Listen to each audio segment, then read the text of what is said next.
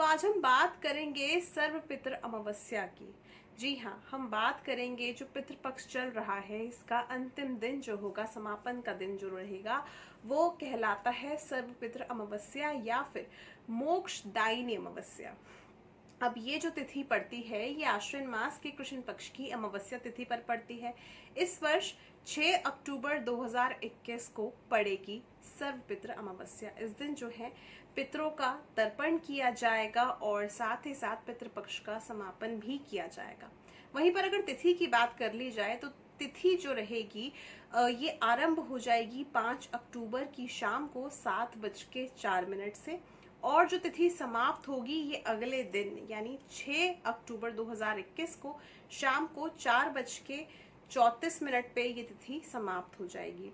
तो अगर देखा जाए उदय तिथि के अनुसार जो पितृपक्ष की अमावस्या मनाई जाएगी वो 6 अक्टूबर 2021 को मनाई जाएगी।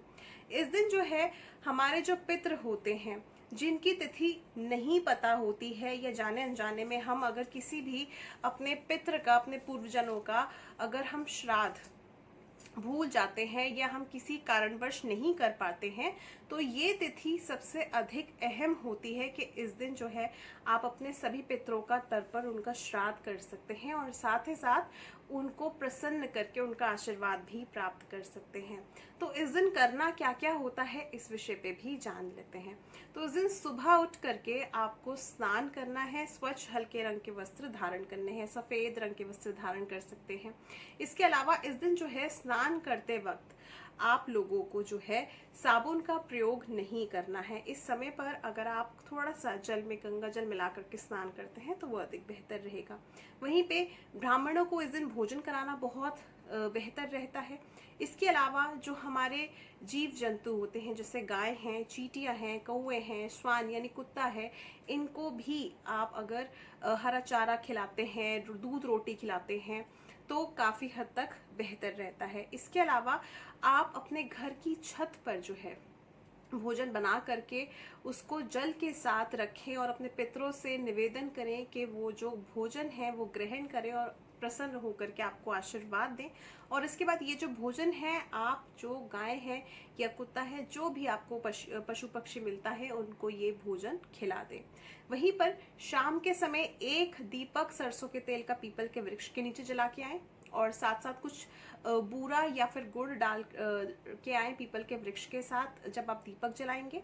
वहीं पे अपने मुख्य द्वार पर भी आप एक सरसों के तेल का दीपक जरूर जलाएं और अपने पितरों से आप निवेदन करें कि वो अगले साल आपको आशीर्वाद देने वापस से आए और उनको जाने का आदेश निवेदन आप दें, ताकि वो आपसे प्रसन्न होकर के आपको आशीर्वाद दे करके अगले साल फिर आपको आशीर्वाद देने आए।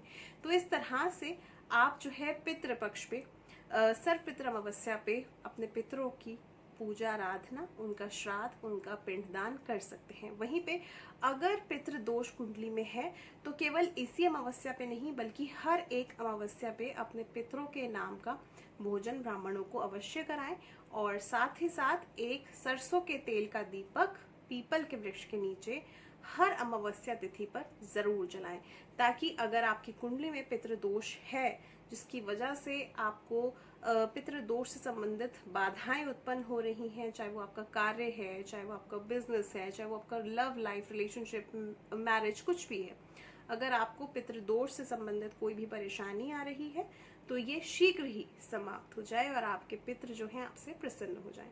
तो ये कुछ चीजें हैं जो आप कर सकते हैं सर्वपितृ अमावस्या पे, यानी इस वर्ष 6 अक्टूबर 2021 को। तो और भी ऐसे खास विषय लेकर के आऊंगी मैं।